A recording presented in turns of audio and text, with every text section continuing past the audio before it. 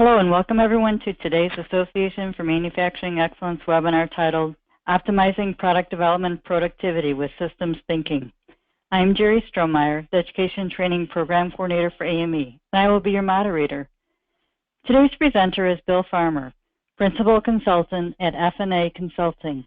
He launched his career with undergraduate degrees from the University of Minnesota in electrical engineering and Japanese, and a graduate degree from MIT's Media Lab. Bill has held leadership positions at several Twin Cities-based corporations in sales, engineering, product development, and ultimately as a general manager and corporate officer at CyberOptics Corporation. He was an executive with EAC Product Development Solutions, leading their consulting group for 7 years until founding F&A Consulting in 2016.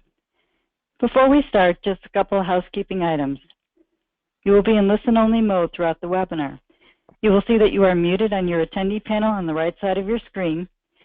If you have any questions during the webinar, please type them into your question area in the attendee panel and click on Submit.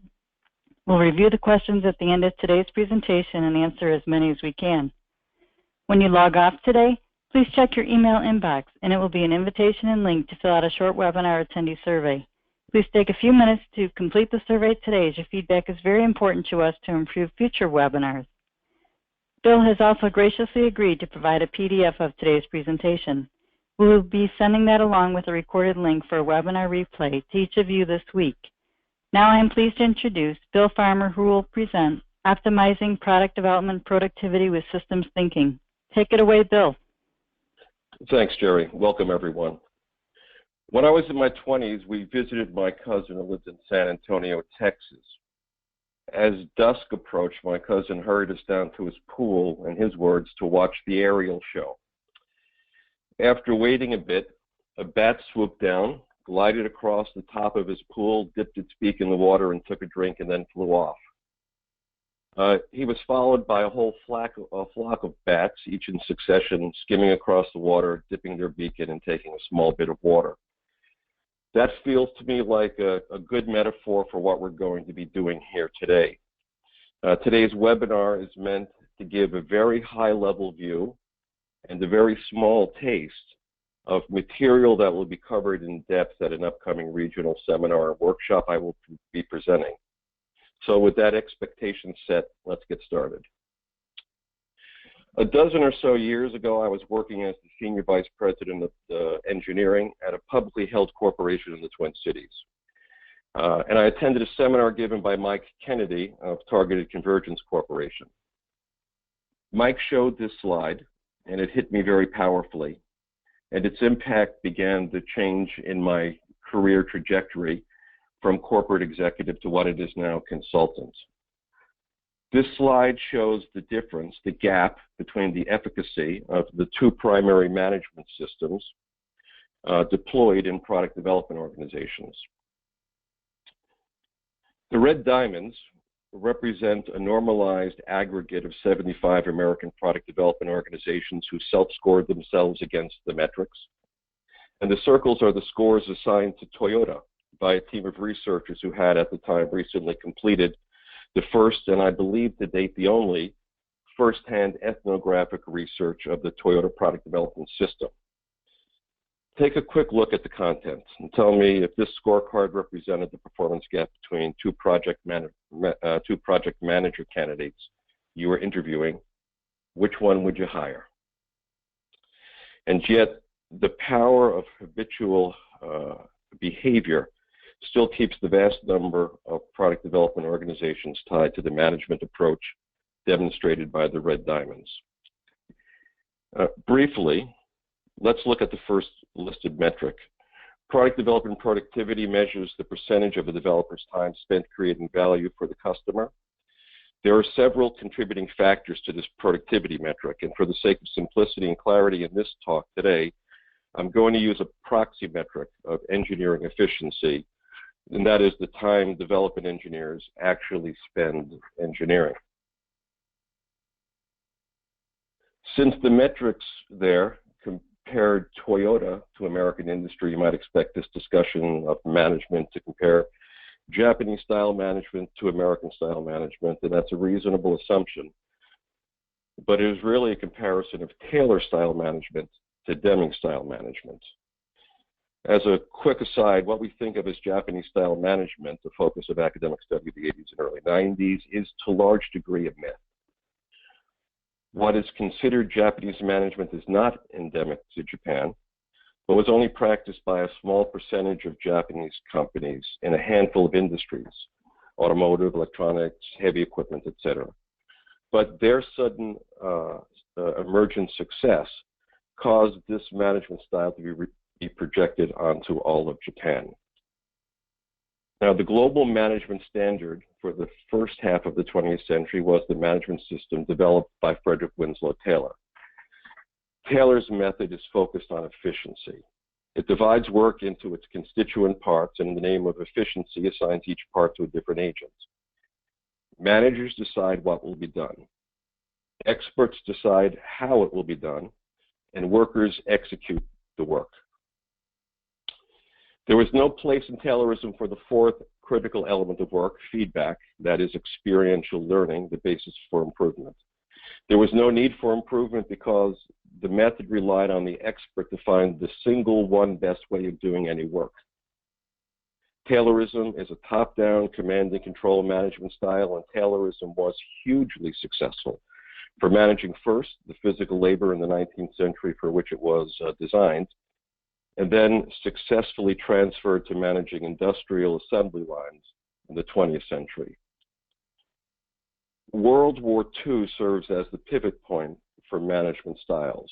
In the US, a new untrained labor force replaced the departing soldiers in factories. The somewhat harsh Taylor system was softened, and during training, the new workers were not only told what to do, but it was explained to them the logic of the work, what it was meant to accomplish, and why it was done the way it was. Also, to get factories up to speed more quickly, managers and trainers were instructed to listen to the feedback from workers who proposed better ways of doing the work and consider the value of the suggestions. When American soldiers returned from the war, they repopulated the American factories, and the more traditional Taylor system returned with them. But that softened, more people-centric management style that had been deployed in American factories during the war was exported to Japan as part of General MacArthur's attempt to rebuild the Japanese economy. And at that same time, W. Edwards Deming brought to Japan to provide statistical guidance to the census being taken of the Japanese population, taught key Japanese industrialists the management system that had been developed by Bell Telephone in the 1930s. The Bell management system was based on the belief that performing operational experiments in the cause of continuous improvement would lead to gains in quality. Both of the systems, Taylorism and Deming's system, served the respective countries well. Post-war America was an industrial juggernaut, created more wealth and value than any country in the history. Japan literally rose from the ashes and within a decade became the world's second largest economy. But by 1980, two factors caused a rethinking of the relative value of the two management systems. First, higher quality Japanese goods were eroding the market share of American corporations in the aforementioned industries. And in addition to that, the emergence of the age of information and the new class of workers, knowledge workers, dubbed so by Peter Drucker, meant that there was a new style of work to be managed. In the 1970s, maturity models began to emerge, and a look at this representative maturity model illustrates the limitations imposed by Taylorism. The focus of Taylorism is on the economics of efficiency, and as noted, lacks the element of feedback and learning that are critical to improving quality. The Deming system adds the economy of quality to that of efficiency. And as the Deming cycle, the plan, do, check, act, used to experiment in the name of seeking improvement, it was found to be able to bridge functional boundaries and move organizations past the silo trap of Taylorism. The check stage of the Deming cycle provides a feedback loop on the results of operational experiments and moves an organization away from open loop process thinking, the key contributor to perpetual firefighting, and moves it towards closed loop systems thinking. Deming, in fact, is considered by many the father of industrial systems thinking, tracing it back to his teachings of Japanese industrialists. He taught them the importance of feedback, especially customer feedback, at a conference at Hakone in Japan in 1950. Following Deming, systems thinking has had a succession of champions, including Jay Forrester, who brought the concepts from system flow dynamics of electrical engineering into industrial systems and sociology arenas, and Donella Meadows, who used systems thinking to understand and explain the dynamics of the environment. The current thought leader for systems thinking is Peter Senge, author of the laudable book promoting learning organizations, The Fifth Discipline. Senge contends that the disciplines of the learning organization are the antidotes for the trap of arrested development of organizational maturity. Here's the list of the 5 disciplines of the learning organization: personal mastery, our desire to become great at things, mental models, our accumulated experiences, our worldview, shared vision, a group creating a picture of the future that they are collectively moving towards, team learning, the ability of teams to put aside their individual biases and to think together, and finally, systems thinking, and that being the glue, according to Senge, that holds learning organizations together. It's the ability to recognize the influences of the various elements of the system on each other, their mutual effect on patterns of behavior, and the points in the system that provide the greatest leverage points for improvement. In the past 20 years, we've seen systems-based approaches make inroads in the management of product development. The research study of Toyota's product development system led to the emergence of lean product development, and an even earlier paper on the systematic operation of product development in successful Japanese companies. The paper was entitled The New Product Development Game. It was written by Takeuchi and Nonaka, and it spurred the development of agile software techniques, and even its metaphorical use of the game of rugby provided the name to Scrum development. When the Toyota development framework, seen here on the left, emerged, our Taylor habits kicked in, and organizations started to import the 4 practices here seen at the corners as best practices, rather than recognizing that the key to Toyota's success was based on the graphic of the center of the framework, the Lambda cycle. Lambda is an acronym applied to the Deming cycle as practiced within Toyota's product development system.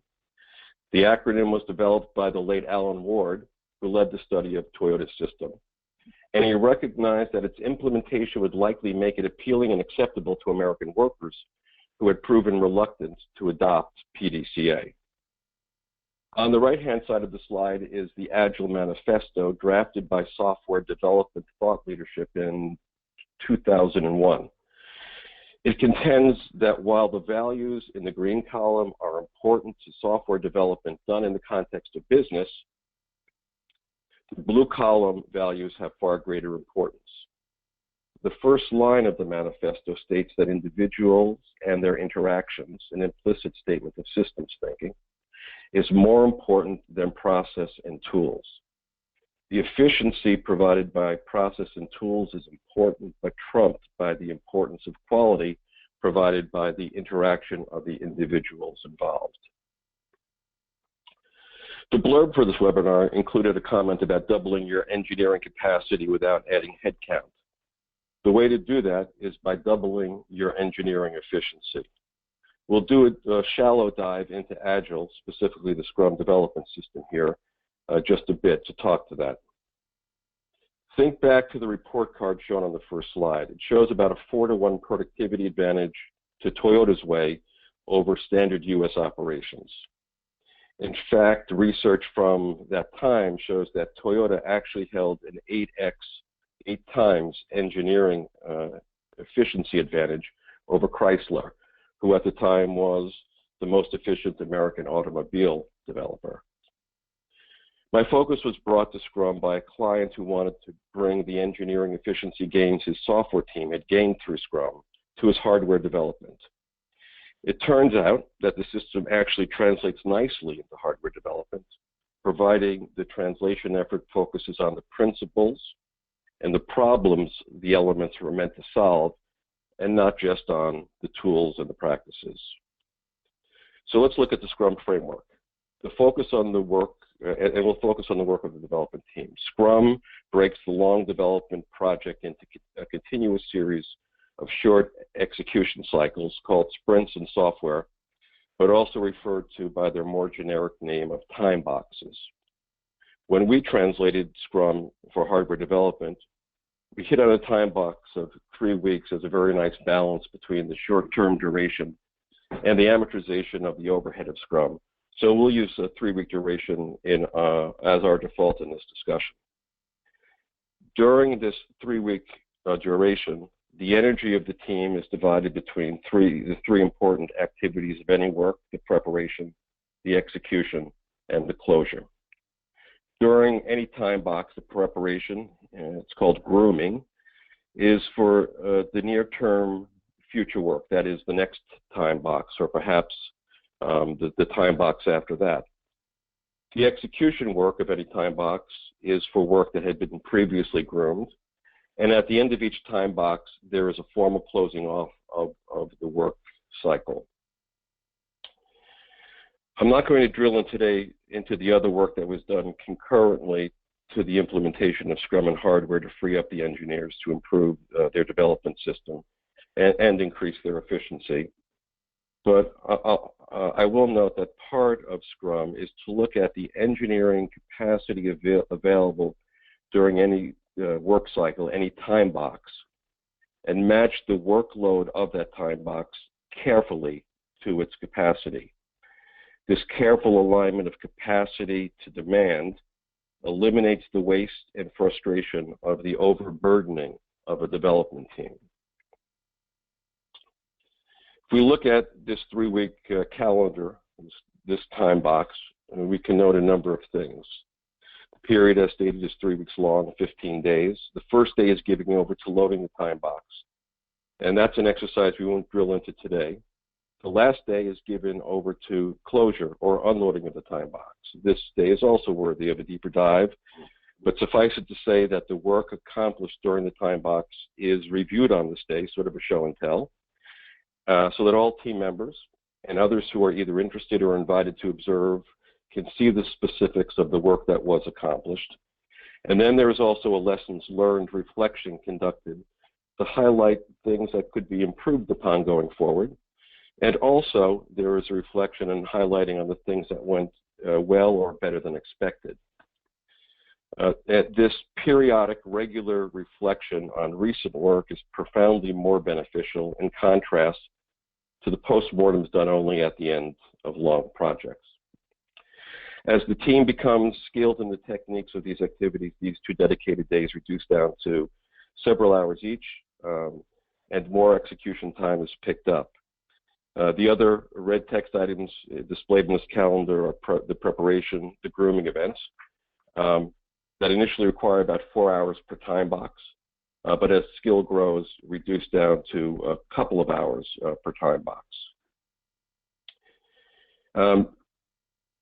There is an overhead associated with working in a time box, and that's because we're operating inside of a business context, and organizations that move to a Scrum development and hardware need to decide the split between work, the time that is dedicated to engineering work, and time that is devoted to the business overhead.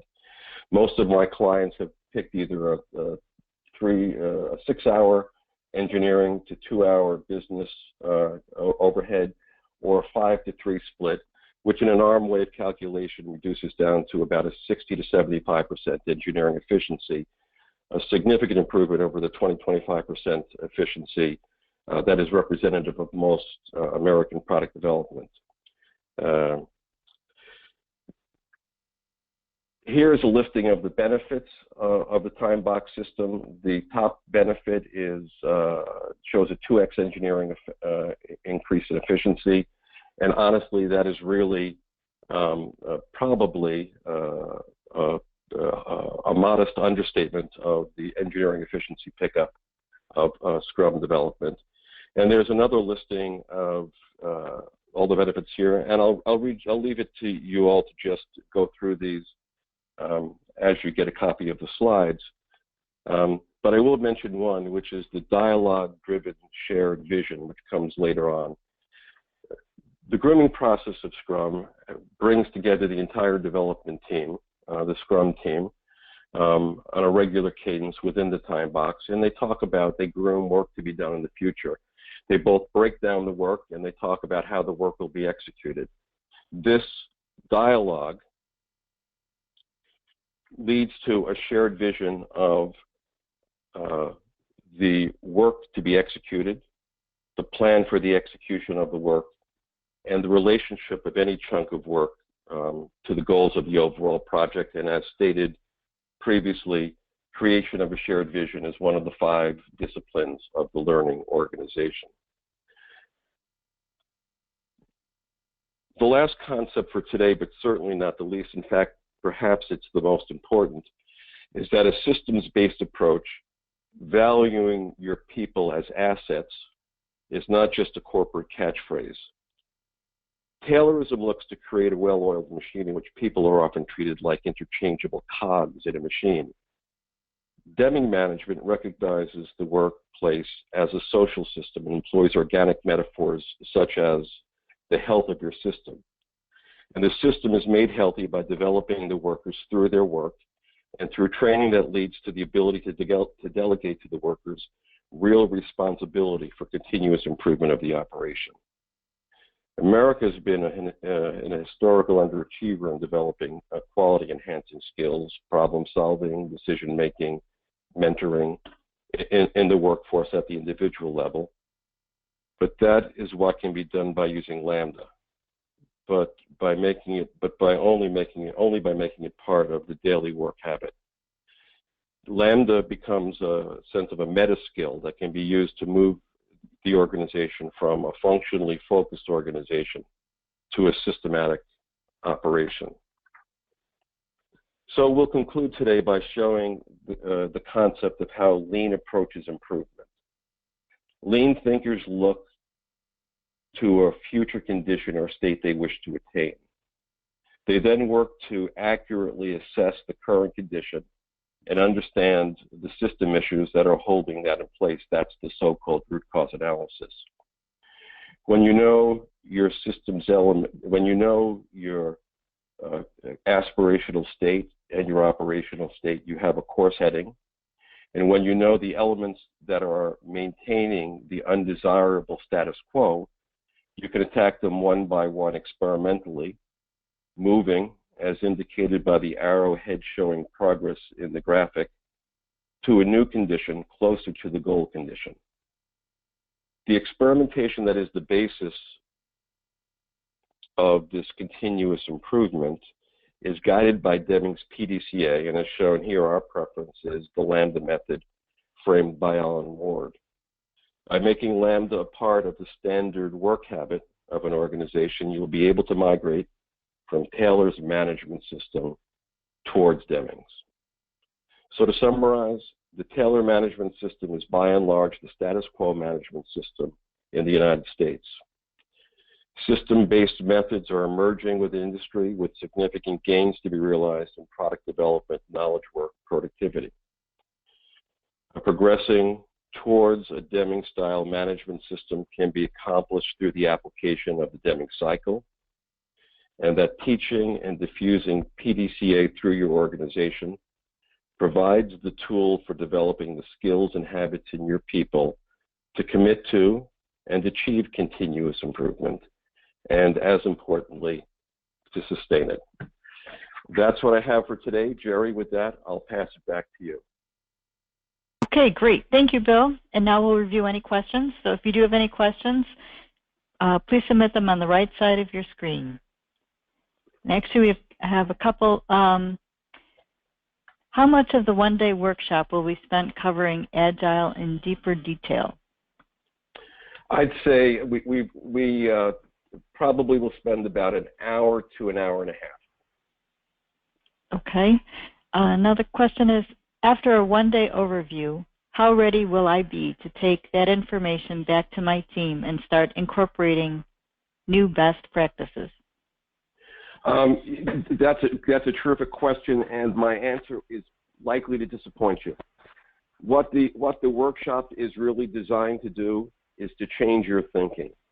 It's to try to move you away from looking for a best practice that you can, if you will, impose in a top-down way on your organization, to trying to convince you that a more profound way of improving your organization is through learning how to experimentally improve your organization and to train all of the workers in your organization to be experimenters and problem solvers.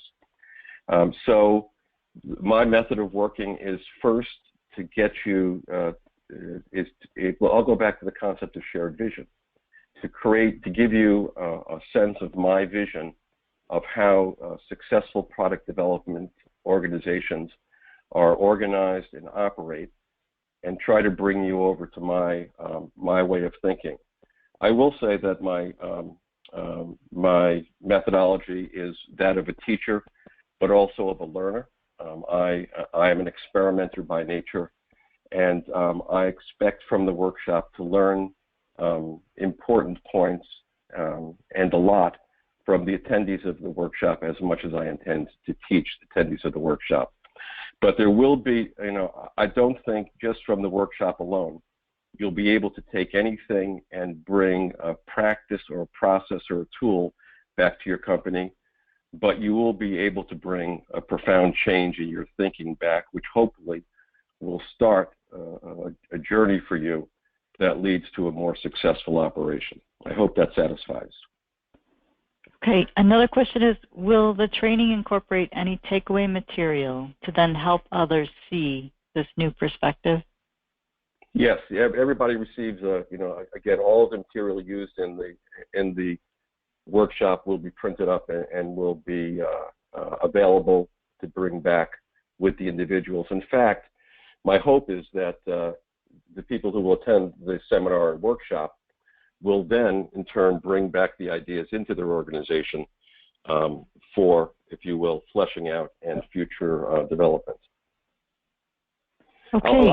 Let me add another thing, Jerry. One of my ambitions, but it's not set in stone yet, is after doing a number of regional workshops, then to do a multi-day AME sponsored workshop, which would be training in the Lambda system, which to me is the key skill, the key tool used in making progress from the way we do things now to the better way. Okay, and I think that's a great lead into our next question, which is, you mentioned that Lambda is a method of PDCA that suits American workers. Can you please explain that further? Yeah, sure. So PDCA stands for Plan, Do, Check, Act. And the value of PDCA relies on scientific thinking, that is, the desire for feedback and learning that's embedded in the check phase of PDCA. So that basically this feedback is one of the missing elements of the Taylor system. But adoption of PDCA in the U.S. has been stunted by our bias towards action, our action bias. We tend to operate on our best immediate understanding of an issue and immediately take action. Just don't stand there, do something. Well, Alan Ward recognized that as deployed in Toyota's product development operation, the entire PDCA sequence was highly active, so suitable to the American bias. Planning was not passive as it is considered in our culture. The acronym Lambda is composed of action verbs. It stands for look, ask, model, discuss, act. And so the entire PDCA cycle becomes active again. suiting the action bias of, of American workers. Lambda is something that I'll be drilling into deeply, both in its implementation and its value in the upcoming seminar workshop. Okay, great. I know we're coming close to time. One more question. You pair Deming and systems thinking with quality and Taylorism with efficiency, but in talking about the Scrum system, your focus was efficiency, engineering efficiency. That seems inconsistent. Can you explain? Yeah, I was worried about that. So here, remember back to the first slide, I said that the goal was to increase product development productivity, which is a complex metric, and then for simplicity's sake, I would use the proxy metric of engineering efficiency. It's an easier metric to wrap our head around, and it's a necessary condition for productivity. So let me take these two tacks, and hopefully together they'll make sense. Efficiency is output divided by costs invested to get the output. And productivity is the value of the output divided by the cost of getting it. So you can be very efficient, but if your output has no value, you have no productivity. And to get the productivity, you have value, and value is an attribute determined by the customer, their willingness to pay for the output. The value of the output is tied to the quality of the output. That is determined by how well the output suits the intended benefit in resolving some need. So if you think back to the slide about organizational maturity, each level of maturity builds on the previous level. We progress by mastering efficiency, and then we build on that by focusing on quality and value on our way to productivity. Efficiency is built within the functional groups, and then we move to quality, which is determined by the interaction between functional groups. There's also a culture and subculture argument to be made here, so let me just very briefly cut to the chase on that one and state that the historic command and control management of product development, which is an achievement subculture, renders most product development inefficient. And that's often the first issue that needs to be addressed with my clients. So we work on creating efficiency among the engineering resources as a baseline, and from there we work to get them to focus on improvements in value and quality and getting them to the next level of systematic operation. So I hope that explains the difference there was really that I reduced productivity down to engineering efficiency in that first slide, just because it's a much easier concept for people, again, in the shallow overview we're giving today, to wrap their brains around. Great. Another one came in. How can you tell if your organization is Taylorism or Deming? Okay, that's very good. So if you're spending a lot of time and a lot of resources fighting fires, you're Taylor.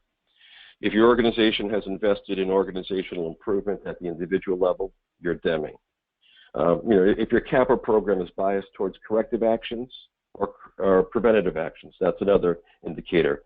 Taylor corrective, Deming preventative. And there's a point I should really bring up here, Jerry, and that is that it's not really Taylor or Deming. I've portrayed them, again, in the time limitations, but they shouldn't be thought of as two separate entities. They're rather 2 points that define a spectrum. Every organization, every function needs some level of control, and that's Taylor, and some level of achievement, and that's Deming. The role or the function, the business subsystem that operate within the culture of your company will determine where the appropriate balance point is between the two. There's a simple thought experiment you can also do. You start with the hypothesis that your organization is Taylor-based, because so many are, and then try to prove the contrapositive. You look for clear evidence of Deming-style management. 3 ways you can do that is, one is assess your organization against Deming's 14 points for management, or you can look for great examples of cooperation and collaboration across functional boundaries as opposed to blame and finger pointing. or you can look to the organization's investment in developing its people into learners and problem solving. And if you find those three cases, you are biased towards Deming. If you can't find them, then it proves your hypothesis in your Taylor. And then another question you made, is there any time that Taylorism is appropriate? Yeah. So parts of the organization where control is absolutely required, and finance and production, come to mind, Taylor is appropriate.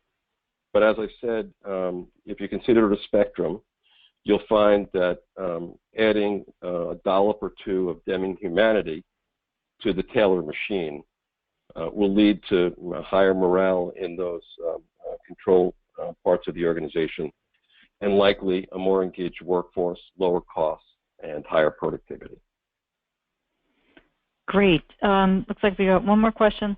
Our product development process is ISO certified. Overhauling it to something like Scrum looks like a ton of work, including new ISO documentation.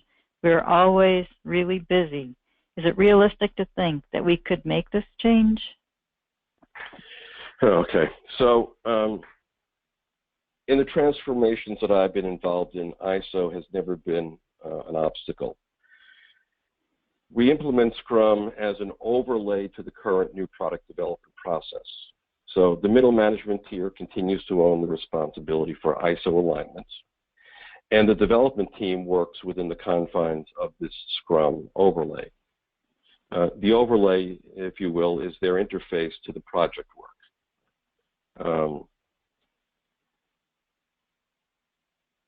So that the new product development system, as defined, in the quality system, doesn't need to change. But as an added consideration, if you were to redesign your new product development process, the development team's interface to the new process would remain this Scrum overlay.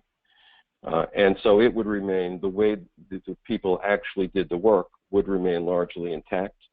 It would minimize their change and reduce the learning curve and maintain the high productivity you were getting through implementing Scrum.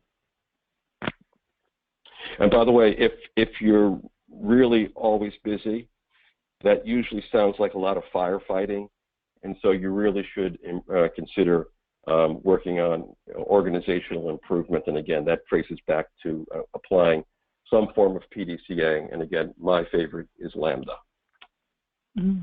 Okay, great. Well, thank you everyone for all your questions, and thank you, Bill, for a very informative presentation. And for more Jerry, information, go ahead. Sorry to interrupt, Jerry, but can I just again emphasize that if anybody has any additional questions, wants clarifications, this is a very superficial, take on the material we'll be covering at the regional event. They should feel free to contact me on the slide, and the copy of the deck they'll be receiving will have my email address and my phone number. If they have questions, if they want to reach out, if they want more information about the regional event, they should absolutely feel free in contacting me. And with that, I'll shut up and give it back to you, Jerry. Okay, great. Thanks for bringing that to their attention. That's really good.